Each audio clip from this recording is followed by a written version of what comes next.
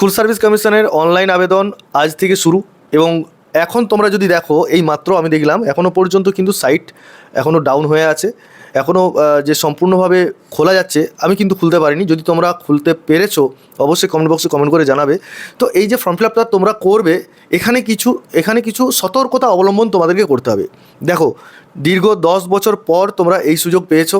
এখানে তোমাদেরকে যে বিষয়গুলো মাথায় রাখতে হবে সেগুলো হচ্ছে নিজের নাম সঠিকভাবে পুট করা, জন্ম তারিখ সেটা সঠিকভাবে পুট করা, তুমি যে মোবাইল নাম্বার দেবে সেটা সঠিকভাবে পুট করা এবং সেটা যেন দীর্ঘদিন ধরে সেই মোবাইল নাম্বারটা থাকে সেই রকম মোবাইল নাম্বারই দেবে, ঠিক আছে?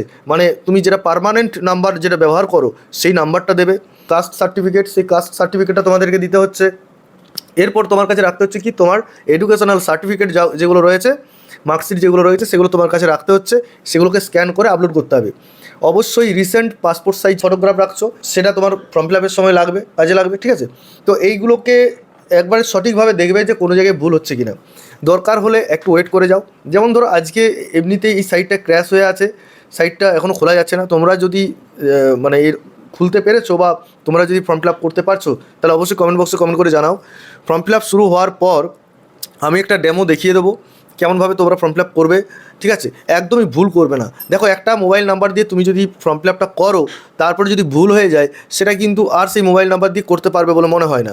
তো সেক্ষেত্রে একটা জটিলতার সৃষ্টি হয়ে যাবে। তো সেক্ষেত্রে একটু ওয়েট করে যাও। তো যেহেতু আজ থেকে শুরু হয়েছে, এটা অ্যাকচুয়ালি যখনই 1-2 দিন হয়ে যাবে তখন দেখবে সাইটটা ঠিকঠাক কাজ করবে। তো যাই হোক, এই জায়গাগুলো তোমাদেরকে মনে রেখে বা মাথায় রেখে ফর্ম ফিল আপটা করতে হচ্ছে। আর যদি কোনো রকম তোমাদের কোয়েরিজ থাকে তোমরা কমেন্ট বক্সে কমেন্ট করে জানাও।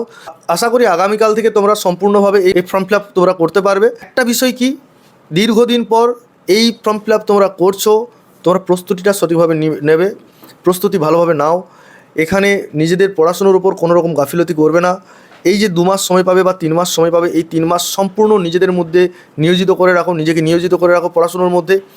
এবং এই যে সিলেবাস রয়েছে সেই সিলেবাসটাকে অতি অল্প সময়ে একটা কৌশল নিয়ে তোমাদেরকে কমপ্লিট করতে হচ্ছে, ঠিক আছে?